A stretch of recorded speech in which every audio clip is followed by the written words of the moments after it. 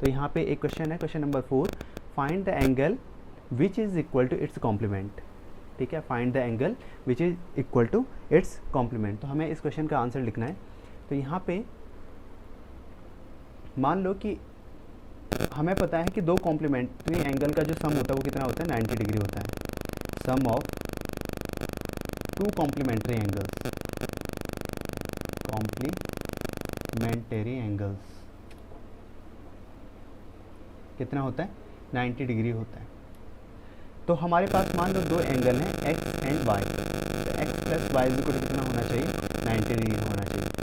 ठीक है, x plus y is equal to कितना होना चाहिए, 90 डिग्री होना चाहिए। यहाँ पे अगर इस पूरे उसमें देखा जाए, इस एक्सप्रेशन में देखा जाए, तो हम कहते हैं कि x कॉम्प्लीमेंट्री है y का, और उसी तरीके से हम कहते हैं कि y कॉम्प्लीमेंट्री है x का। यानी कि ये जो दोनों एंगल्स हैं ये एक दूसरे के कॉम्प्लीमेंट्री हैं। ठीक है, अब हमसे इस क्वेश्चन में क्या बोला गया है, find the angle which is equal to its complement. ठीक है, तो इसका मतलब क्या है, मान लो अगर मैं मान लूँ कि एक एंगल x है और क्वेश्चन के हिसाब से बोला गया है कि इक्वल टू इट्स कॉम्प्लीमेंट, और इसका जो कॉम्प्लीमेंट है वो भी क्या है, इसी के बराबर है। It means x plus x is equal to कितना है, 90 डिग्री है। तो फिर हम इन दोनों को ऐड करेंगे तो that is 2x is equal to 90 degree. तो यहाँ पर हमारे पास ये एक टाइप से अलजेब्रिक इक्वेशन बन गई है, जहाँ पर हमारे पास क्या है, वेरिएबल x है और ये 2 और 90 क्या है, नॉन वेरिएबल है। तो हमको x की वैल्यू निकालनी है। तो x की वैल्यू हो जाएगी 90/2, तो x की वैल्यू आ जाएगी 45 डिग्री। अब हम इस आंसर को क्रॉस चेक कर सकते हैं। देख लो, अगर मान लो कि मेरे पास एंगल है 45 और दूसरा एंगल मुझे निकालना है, तो 45 plus x is equal to कितना होना चाहिए, 90 होना चाहिए, क्योंकि ये दोनों क्या हैं, एक दूसरे के कॉम्प्लीमेंट्री हैं। ये 45 plus y is equal to 90 होना चाहिए। ठीक है, तो वाई इज इक्वल टू कितना हो जाएगा भाई, 90 minus 45, that will be the 45। तो यहाँ पे देखो x और y दोनों की वैल्यू कितनी आई, 45 आई। इसका मतलब क्या है कि measure of angle x and measure of angle y is 45। ठीक है, तो यहाँ पे दोनों एंगल के आगे सेम आ गई। तो इस तरीके से इस क्वेश्चन का आंसर निकाला जाएगा। Now the next question is question number 7, can two angles be supplementary if both of them are, first option है एक्यूट। तो हमसे बोला गया है दो एंगल हैं, दोनों के दोनों जो एंगल हैं वो कैसे एंगल हैं, एक्यूट हैं। तो क्या वो दोनों एंगल सप्लीमेंट्री हो सकते हैं, ये पूछा गया है क्वेश्चन में। ठीक है, तो हमको पता है कि जो सबसे बड़ा एक्यूट एंगल होता है, ठीक है, एक्यूट एंगल की डेफिनेशन क्या है, acute angle are those angles which are less than 90 degree. तो 90 डिग्री से जो छोटे एंगल होते हैं उनको हम एक्यूट एंगल बोलते हैं। तो यानी कि सबसे बड़ा एक्यूट एंगल क्या होगा, जो 90 डिग्री से सब ठीक बाद वाला एंगल होगा, मतलब 90 डिग्री से, सॉरी ठीक बाद वाला नहीं, ठीक पहले वाला एंगल होगा, यानी कि 89 डिग्री। तो सबसे बड़ा एक्यूट एंगल कितना हो गया, 89 डिग्री हो गया। ठीक है, अब देखो अगर मैं 89 डिग्री को ऐड करता हूँ, मान लो कि दोनों एंगल मैंने 89 ऐड कर दिए, सबसे बड़े बड़े एक्यूट एंगल ले लिए। ठीक है, जब मैं इन दोनों एंगल को ऐड करूंगा तो मेरे पास कितना आएगा, 178। ठीक है, इन दोनों को जब ऐड किया जाएगा 178 आ गया। मैंने दो सबसे बड़े एक्यूट एंगल ले रखे हैं, यानी कि जब मैं दो सबसे बड़े एक्यूट एंगल को जोड़ता हूँ, ऐड करता हूँ, तब भी मेरे पास 178 आता है, which is less than the 180। और सप्लीमेंट्री एंगल की क्या कंडीशन होती है कि दो एंगल को ऐड करने पे हमेशा कितना आना चाहिए, 180 आना चाहिए। तो हमने तो यहाँ पे दो सबसे बड़े एक्यूट एंगल ऐड किया और तब भी हमारे पास वैल्यू कितनी आई, 178 आई। इसका मतलब क्या है, sum of two acute angle is या can not be, can't be equal to 180 degree. कभी भी दो एक्यूट एंगल का जो सम होगा वो 180 डिग्री के बराबर नहीं हो सकता। इसका मतलब क्या है, two acute angles can't be supplementary, two acute angles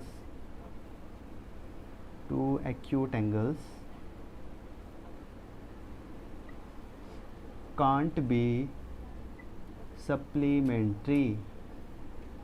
ठीक है, तो दो एक्यूट एंगल क्या नहीं हो सकते, सप्लीमेंट्री नहीं हो सकते हैं। इसके बाद जो इसने सेकंड क्वेश्चन पूछा कि अगर सपोज करो कि हम एक्यूट एंगल नहीं ले रहे हैं, हम ले रहे हैं ऑब्ट्यूस एंगल, तो क्या दो ऑब्ट्यूस एंगल का सम दो ऑब्ट्यूस एंगल का सम सप्लीमेंट्री हो सकता है, ठीक है। तो यहाँ पे ये कह रहा है कि जो दोनों एंगल हैं वो कैसे एंगल हैं, ऑब्ट्यूस एंगल हैं।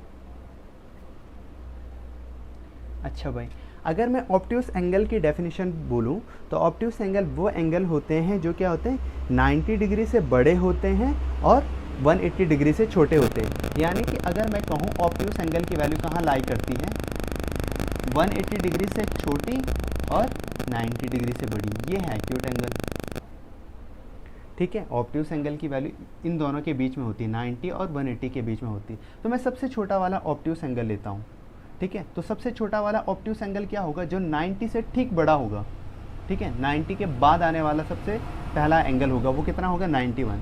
तो मान लो कि मैं दो सबसे छोटे ऑब्ट्यूस एंगल को ऐड कर रहा हूँ, तो 91 प्लस 91, जब दो सबसे छोटे ऑब्ट्यूस एंगल को ऐड किया जाएगा that will be the 91 plus 91। जब इन दोनों को ऐड किया जाएगा तो कितना आएगा भाई, आएगा 182। कितना आएगा 182। अब 182 कब आ रहा है, जब दो सबसे छोटे ऑब्ट्यूस एंगल को ऐड किया जा रहा है, लेकिन ये क्या है, ग्रेटर देन 180 डिग्री है, जो कि क्या होता है सप्लीमेंट्री एंगल का सम होता है। इसका मतलब क्या है, जब भी दो ऑब्ट्यूस एंगल को ऐड किया जाएगा, whenever we add two obtuse angles, the sum is always greater than 180 degree. Hence, two obtuse angles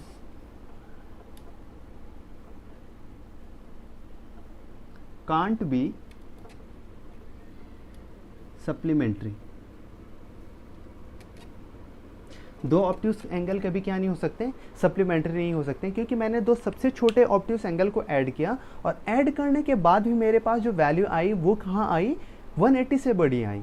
इसका मतलब मैं अगर हायर ऑब्ट्यूस एंगल को ऐड करूँगा तो वो तो ऑब्वियसली 182 से भी बड़ी आएगी, है ना, ठीक है। तो इस तरीके से हमें क्या पता चलता है कि ऑब्ट्यूस एंगल का जो पेयर होगा वो कभी क्या नहीं हो सकता, सप्लीमेंट्री एंगल नहीं हो सकते एक दूसरे के।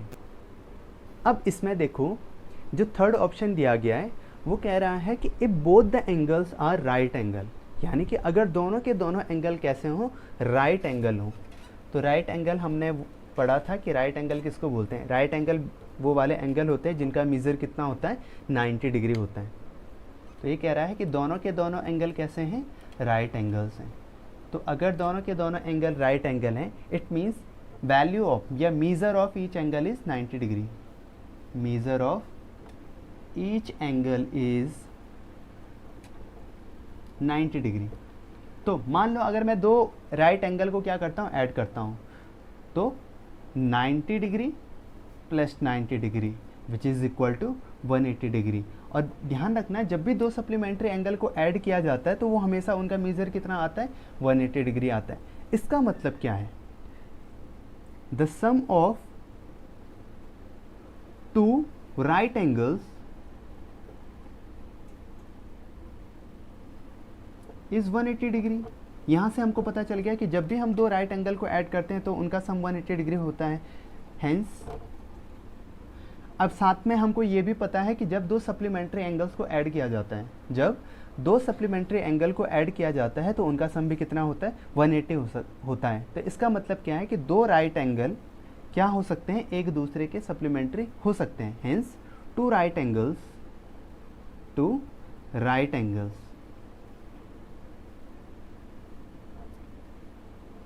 having measure 90 degree can be supplementary to each other, can be supplementary to each other। वो एक दूसरे के क्या हो सकते हैं, सप्लीमेंट्री एंगल्स हो सकते हैं। तो ये हो गया आपका क्वेश्चन नंबर 7 पूरा। तो हमारे पास नेक्स्ट क्वेश्चन है क्वेश्चन नंबर 8। यहाँ पे क्वेश्चन पूछा गया है an angle is greater than 45 degree, is its complementary angle greater than 45 degree और इक्वल टू 45 डिग्री और लेस देन 45 डिग्री। तो मैंने इसको ऑप्शन की फॉर्म में लिख लिया है, जैसा किताब में दे रखा वैसे नहीं लिखा हुआ है, मैंने इसको इस तरीके से लिखा, an angle is greater than 45 degree, its angle complementary angle will be, इसका जो कॉम्प्लीमेंट्री एंगल होगा वो होगा लेस देन 45 डिग्री, 45 डिग्री से छोटा होगा, ग्रेटर देन 45 डिग्री, 45 से डिग्री से बड़ा होगा, या इक्वल टू 45 डिग्री, या 45 डिग्री के ठीक बराबर होगा। तो हमारे पास 3 ऑप्शन दे रखे हैं, हमको इन तीनों ऑप्शन में से करेक्ट आंसर को चूज करना है। ठीक है, तो मैं इन तीनों ऑप्शन को करके दिखाता हूँ कि इसमें से क्या सही आंसर है और किस तरीके से हम हर आंसर का रीजन दे सकते हैं। ठीक है, तो N angle is greater than 45 degree. तो मान लो कि हम कोई सर्टेन एंगल ले लेते हैं, एग्जाम्पल के तौर पे मान लो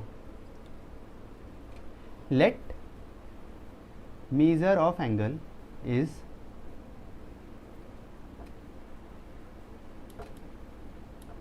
60 डिग्री। मेजर ऑफ एंगल कितना है? 60 डिग्री है। अगर इसका मेजर 60 डिग्री है तो इसका कॉम्प्लीमेंट्री एंगल और जो ये एंगल है 60 डिग्री का, इसका सम कितना आना चाहिए? 90 डिग्री आना चाहिए। Let its complementary angle, its complementary angle is x, as complementary angle की जो डेफिनेशन है वो क्या कहती है कि दो कॉम्प्लीमेंट्री एंगल का सम कितना होता है? हमेशा वो 90 डिग्री होता है। इसका मतलब क्या है कि 60 degree plus x is equal to कितना होना चाहिए? 90 होना चाहिए। तो 60 प्लस x is equal to 90, so x is equal to 90 minus 60, तो x इज इक्वल टू कितना आ जाएगा? 30। तो यहाँ पे हमारे पास जो 60 डिग्री का कॉम्प्लीमेंट्री एंगल आया वो कितना आया? 30 डिग्री आया। क्या ये 30 डिग्री 45 डिग्री के से बड़ा है? नहीं। क्या ये 45 डिग्री के बराबर है? नहीं। क्या ये लेस देन 45 डिग्री है? बिल्कुल। ये क्या है? लेस देन 45 डिग्री है। ये क्या है? लेस देन 45 डिग्री है। तो हमारे पास पहला आंसर क्या हो जाएगा इसका? It is less than 45 degree. अच्छा, अब दूसरा क्वेश्चन क्या कह रहा है? Can be greater than 45 degree. ठीक है, क्या अगर हमारे पास कोई एंगल 45 डिग्री से बड़ा हो तो क्या उसका कॉम्प्लीमेंट्री एंगल भी 45 डिग्री से बड़ा होगा? क्या ये पॉसिबल है? बिल्कुल पॉसिबल नहीं है ऐसा, क्योंकि अगर मैं दो एंगल लेता हूँ, ठीक है, दो एंगल हैं और वो दोनों क्या है? कॉम्प्लीमेंट्री हैं एक दूसरे के। मान लो दोनों क्या है? एक दूसरे के कॉम्प्लीमेंट्री है, बट ग्रेटर देन 45 डिग्री हैं दोनों के दोनों, बट ग्रेटर देन 45 डिग्री हैं। तो 45 डिग्री से बड़ा मान लो कोई एंगल है, 46 मान लिया मैंने, और दूसरा ऑप्शन मान लिया मैंने कि 48 है या 50 मान लो। जब भी मैं दो एंगल जो कि 45 डिग्री से बड़े होंगे उनको ऐड करूंगा तो उनका हमेशा जो सम आएगा वो क्या आएगा? ग्रेटर देन 90 डिग्री आएगा। क्या आएगा? ग्रेटर देन 90 डिग्री आएगा। लेकिन कॉम्प्लीमेंट्री एंगल की डेफिनेशन क्या कहती है कि इन दोनों एंगल का सम कितना होना चाहिए? 90 डिग्री होना चाहिए। इसका मतलब कि हमारा जो बी वाला ऑप्शन है वो क्या हो जाएगा? गलत हो जाएगा। ठीक है, सो इसके आंसर में क्या लिखेंगे हम कि क्यों दो एंगल जिनका मेजर 45 डिग्री से बड़ा है वो एक दूसरे के कॉम्प्लीमेंट्री नहीं हो सकते हैं। तो तुमको आंसर इस तरीके से लिखना है, as the sum of two angles having measure greater than 45 degree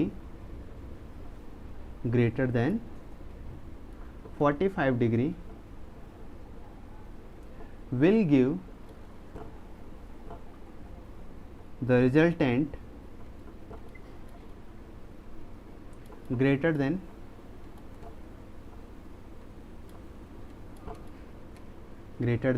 90 degree, hence they can't be complementary to each other. They can't be complementary to each other. वो एक दूसरे के कॉम्प्लीमेंट्री नहीं हो सकते हैं। वो एक दूसरे के क्या नहीं हो सकते हैं? कॉम्प्लीमेंट्री नहीं हो सकते, क्योंकि उन दोनों का जो सम है वो क्या है आपका? 45 डिग्री 90 डिग्री से क्या आएगा? ज़्यादा आएगा। अच्छा, अब थर्ड वाला ऑप्शन देखो, equal to 45 degree, equal to 45 degree. अगर इक्वल टू 45 डिग्री है इसका मतलब क्या है कि एक एंगल हमारे पास 45 डिग्री है, कॉम्प्लीमेंट्री पेयर में एक एंगल हमारे पास कितना है 45 डिग्री है, तो और दूसरा एंगल मान लो कि x है, तो इन दोनों का सम कितना होना चाहिए 90 डिग्री होना चाहिए। लेकिन क्वेश्चन के हिसाब से बोला क्या जा रहा है an angle is greater than 45 degree, यानी कि ये वाला जो एंगल है वो कितना होना चाहिए 45 डिग्री से बड़ा होना चाहिए। तो इन दोनों को जब हम चेक करते हैं तो x की वैल्यू आती है हमारे पास 90 माइनस 45, तो x की इज इक्वल टू आएगा 45, यानी कि x की वैल्यू कितनी हो जाएगी 45 हो जाएगी। लेकिन क्वेश्चन तो क्या कह रहा है कि एंगल क्या है 45 डिग्री से बड़ा है, लेकिन हमारे पास आया x की वैल्यू 45 है भाई, तो x की वैल्यू 45 है, तो इसका जो कॉम्प्लीमेंट्री एंगल होगा वो भी कितना होगा 45 डिग्री होगा। यानी कि अगर किसी एंगल का मीज़र ग्रेटर देन 45 डिग्री है तो उसका जो कॉम्प्लीमेंट्री एंगल होगा उसका मीज़र कभी 45 डिग्री नहीं हो सकता है, उससे लेस देन होगा, उससे क्या होगा छोटा होगा। ठीक है, as the complementary angle of 45 degree is equal to itself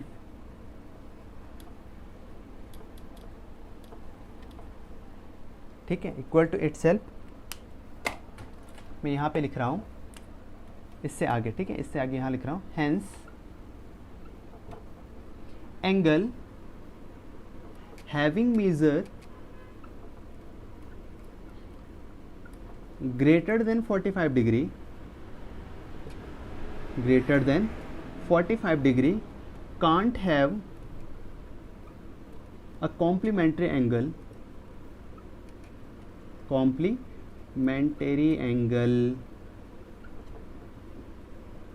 having measure equal to 45 degree. तो अगर कोई एंगल क्या है 45 डिग्री से बड़ा है तो उसका जो कॉम्प्लीमेंट्री एंगल होगा वो कभी 45 डिग्री के बराबर नहीं हो सकता है, it will be always less than the 45 degree. ठीक है, तो इस तरीके से हमारा क्वेश्चन नंबर 8 खत्म।